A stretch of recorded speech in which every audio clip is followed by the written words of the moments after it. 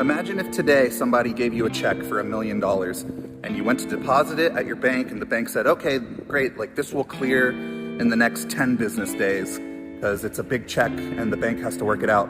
So now for those following business days, you'd be walking around with this high energy outputting into the universe of you feeling wealthy and abundant and happy and excited and satisfied. And as a result, living from that level of energy would produce all these other experiences that are on that level of excitement and abundance and prosperity, right?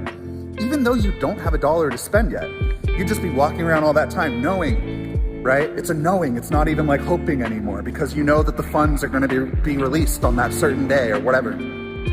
Or imagine if somebody came to you today and said, hey, here's your dream job. They just offer you your dream job. It's the perfect career that you've always wanted. And they say, you start in 2 weeks. And now as you're going around throughout these 2 weeks, you would just be knowing that you're that person you want to be. You're living that life you want to live. You have that amazing career you've always wanted, even though you haven't worked one day yet. You're just walking around and operating from this level of energy of excitement and joy, satisfaction. And as a result, because that's where your energy is, you become a vibrational match to all these other experiences that are so joyful and so abundant and so satisfying, right? So comfortable and all this. But nothing's really changed. It's just that you gave permission to a condition to allow yourself to feel an emotion, right?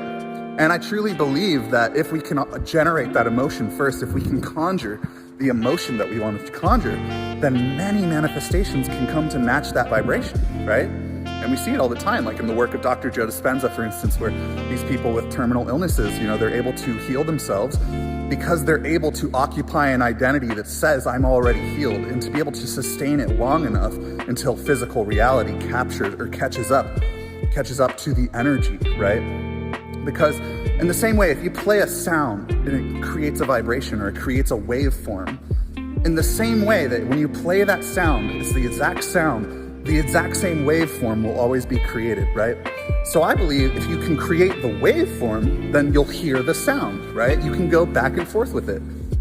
We can be one thing and then the other, or that thing and then the other, right? You can flip it. And I think ultimately this comes down to changing our sort of mentality of I'll believe it when I see it to I'll see it when I believe it. When I know that I am that person I want to be, then I'll start acting like that person and doing the things to bring those things to me. Like when I truly know it first, instead of being like, yeah, once it happens, I'll feel the feeling, right? Really all you want is the feeling, right?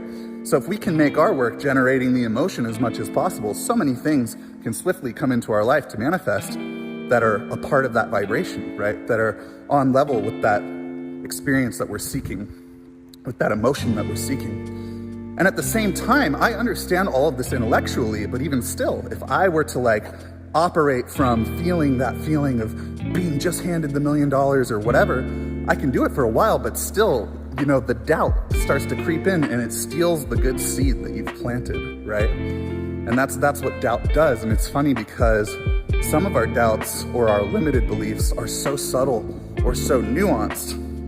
For instance, okay, let's go to the money thing. I truly believe that I'm going to be financially wealthy one day. I've always believed that. I've always felt that. That just feels natural to me. But one of my limiting thoughts around that is that it's yeah, but probably not today. Probably not tomorrow. Probably not this week, right? And it's funny because whenever I realize that, it's oh, those are the thoughts that I need to kind of soften a little bit and say, hey, you know what? It could happen sooner than I realize. I could have a great idea this week that I just follow my bliss on, and all of a sudden this amazing, empire gets built, or who knows? Things happen all the time, right?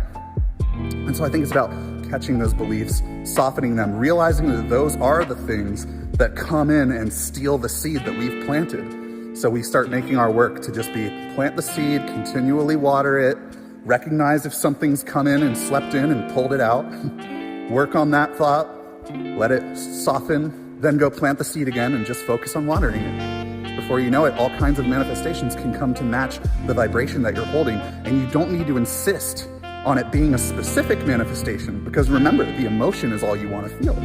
So let's say, if you want one specific thing, let's say you want to be with a specific person, right? And so you're operating from feeling like you're already there and living that type of like relationship and whatever. And then if another person comes in, don't just be so quick to like deflect them, be like, no, I'm looking over here, because again, what you want is the emotion that you think the experience is going to provide. But what if that emotion is actually going to be felt over here instead of over there?